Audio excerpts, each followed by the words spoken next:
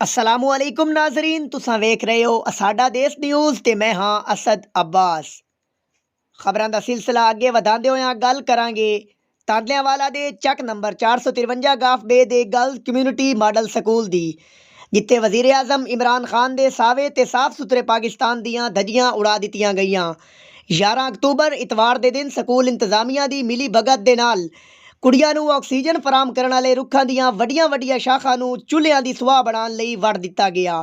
ਇਸ ਤੇ ਤਫਸੀਲੀ ਰਿਪੋर्ट ਕਰਨਗੇ ਅਲੀ ਹਸਨ ਸਾਬਰੀ ਜੀ। ਇੱਕ ਤਾਂ ਦਰਖਤ ਸਾਨੂੰ ਸਾਫ਼ ਸੁਥਰਾ ਮਾਹੌਲ ਦੇਣ ਦੇ ਨਾਲ ਨਾਲ ਸਾਹ ਲਈ ਆਕਸੀਜਨ ਵੀ ਦਿੰਦੇ ਨੇ ਤੇ ਦਰਖਤਾਂ ਦੇ ਉਗਾਉਣ ਲਈ ਹਦੀਸ ਸ਼ਰੀਫ ਵੀ ਹੈ ਕਿ ਸਦਕਾ ਜਾਰੀਆ ਹੈ।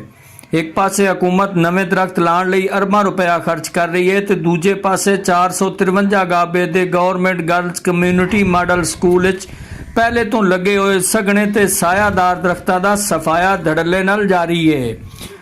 10 ਦਿਨਾਂ ਦਾ ਟਾਈਮ ਲੈਣ ਵਾਲੀ ਇੰਤਜ਼ਾਮੀਆ ਅਜੇ ਤੀਕਰ ਕਸੂਰਵਾਰ ਨੂੰ ਸਜ਼ਾ ਨਹੀਂ ਦੇ ਸਕੀ ਤੇ ਨਾ ਹੀ ਪਤਾ ਲੱਗਿਆ ਕਿ ਇਹ ਕੰਮ ਕਿਹਨੇ ਕਰਵਾਇਆ ਹੈ। ਇੱਥੇ ਦੱਸਣਾ ਇਹ ਵੀ ਜ਼ਰੂਰੀ ਹੈ ਕਿ ਇਹ ਉਹੀ ਸਕੂਲ ਹੈ ਜਿੱਥੋਂ ਚੋਰੀ ਹੋਈ ਕੀਮਤੀ LCD ਦਾ ਅੱਜ ਤੱਕ ਪਤਾ ਨਹੀਂ ਚੱਲ ਸਕਿਆ। ਹੁਣ ਇਹ ਕੰਮ ਜਾਰੀ ਹੈ ਤੇ ਇੰਤਜ਼ਾਮੀਆ ਬਿਲਕੁਲ ਮੂੰਹ ਸੀਤੇ ਨੇ।